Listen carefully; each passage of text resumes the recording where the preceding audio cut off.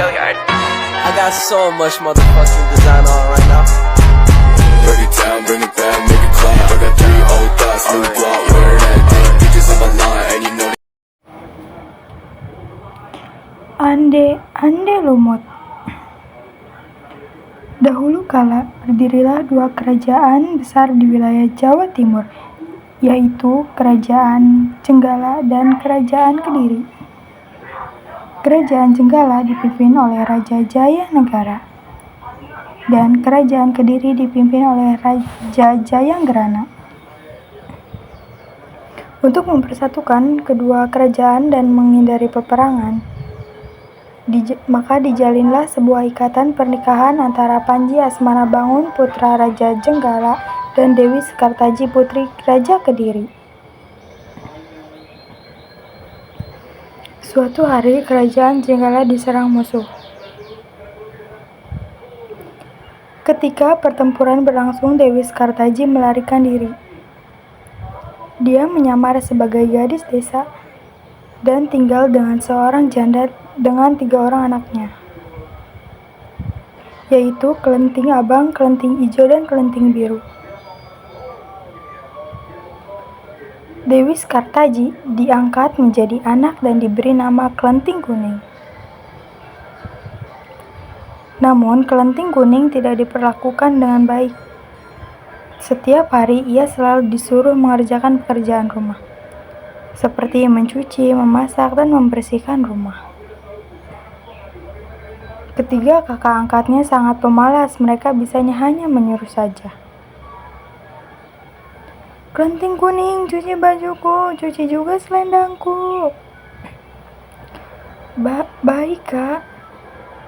Hahaha. Kerajaan Jenggala telah kembali aman. Panji Asmanabangun telah berhasil mengalahkan musuhnya yang menyerangnya. Tetapi ia sedih karena Dewi Sekartaji telah meninggalkan istana. Ia pun bertekad untuk mencari. Ia mengerahkan para pengawal untuk mencari keberadaan Dewi Sekartaji. Selang beberapa waktu, seorang pengawal mengabarkan ia bertemu seorang gadis yang mirip dengan Dewi Sekartaji di sebuah desa.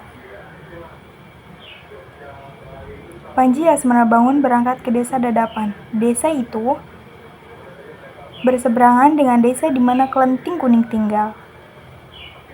Ia tinggal di rumah Empo Randa. Ia menjadi anak angkat Empo Randa dan menyamar sebagai ande-ande lumut yang sedang mencari jodoh. Berita tentang ande-ande lumut mencari jodoh segera tersebar. Kelenting Abang, Kelenting Ijo, dan Kelenting Biru berdandan secantik-cantiknya untuk melamar ande-ande lumut.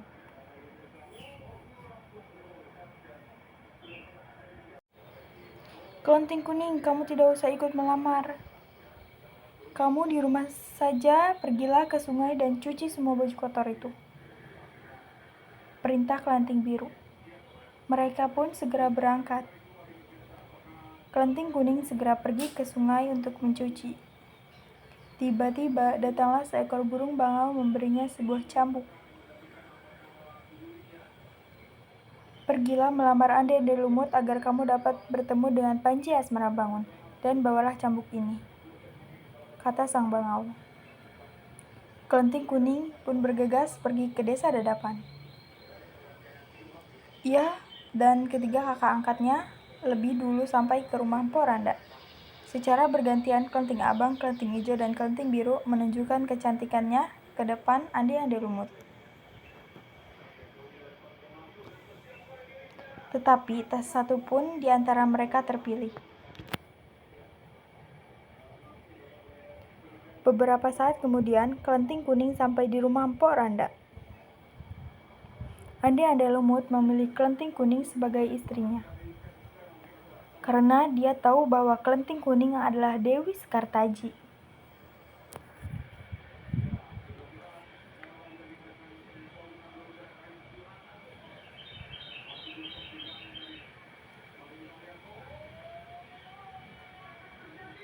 Akhirnya Panji Asmanabangun dan Dewi Sekartaji telah berkumpul kembali.